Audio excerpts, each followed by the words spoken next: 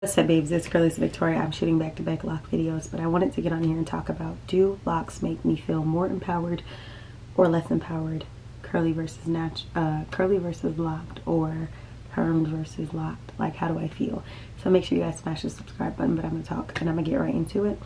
So my locks, first of all, I think that locks are a confidence builder. It's a booster. They're gorgeous, but we go through different phases. Some people, you commonly hear stages of locks being called the ugly stage. I don't like to call my locks the ugly stage. I just like to call it a, you know, like literally like part of the process, because that's what it is. For something to become beautiful, it has to go through every stage, whether you think it's the most beautiful stage or you don't. It's still part of the process, and the product is always the beauty, right? So I would definitely say I wanted to get that little disclaimer out there. But do locks make me feel more empowered? I would say they do.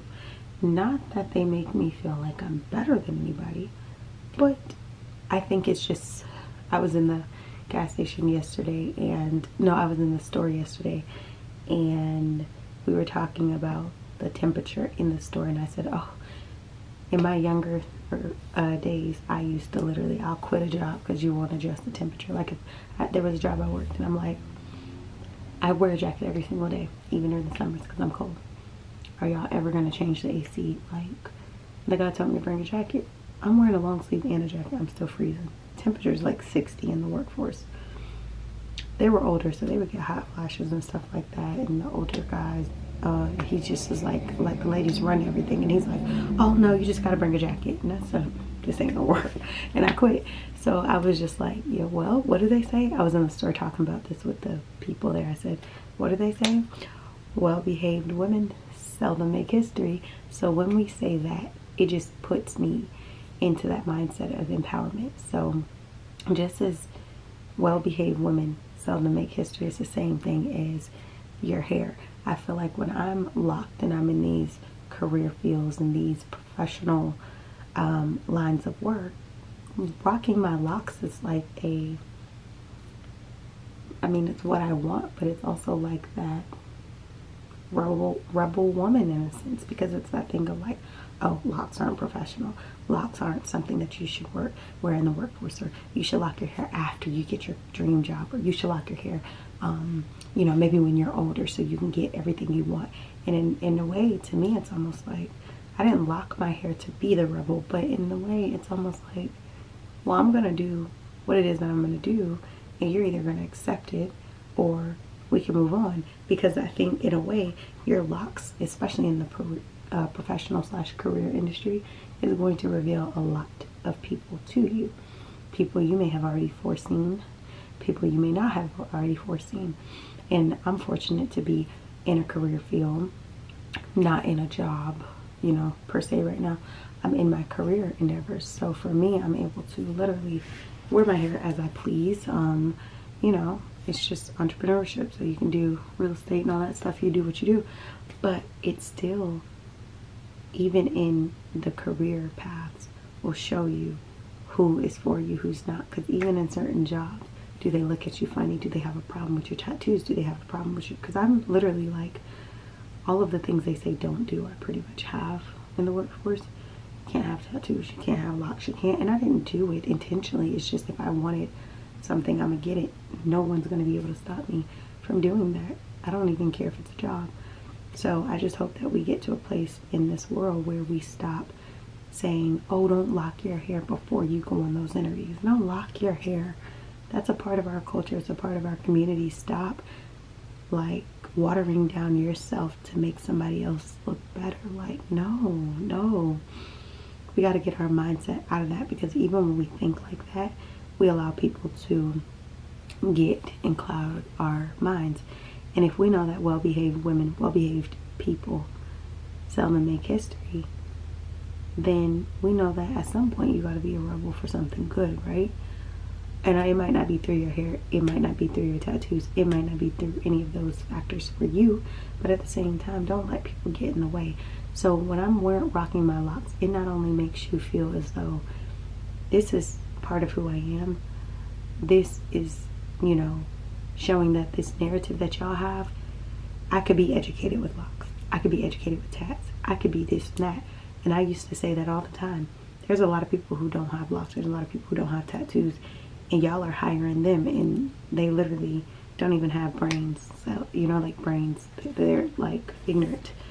And you know what I mean? Like your counterparts and stuff like that. And it's just like, you chose her over me because 1, she's not a black woman. 2, she's not locked. 3, she doesn't have tattoos and all of this. But then if you were to compare education and what one could bring to the company versus another, you'd see that the person that you wrote off for having locks and tattoos and all of these different stigmas in your eyes actually was more of an asset than the person who didn't have these things. So for me, it's like, be who you're going to be unapologetically.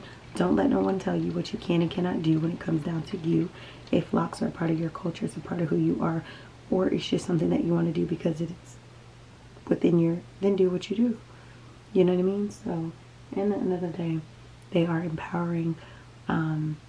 Every time I'm looking at my locks, I'm looking at, you know, more and more wisdom.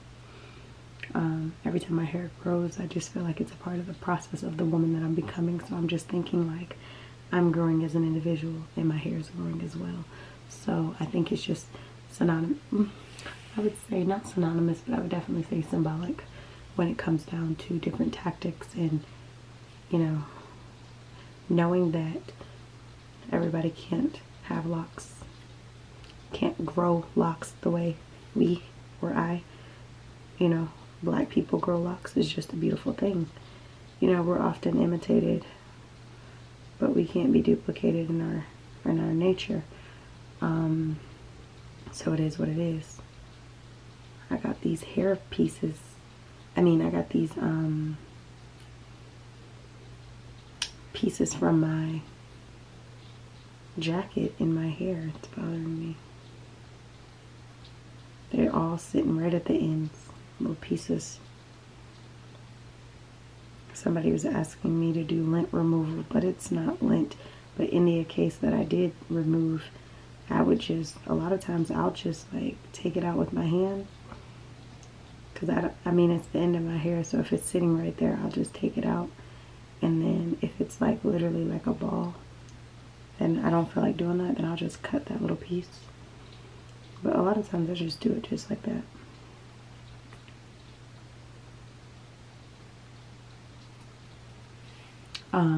But yeah, so locks are empowering.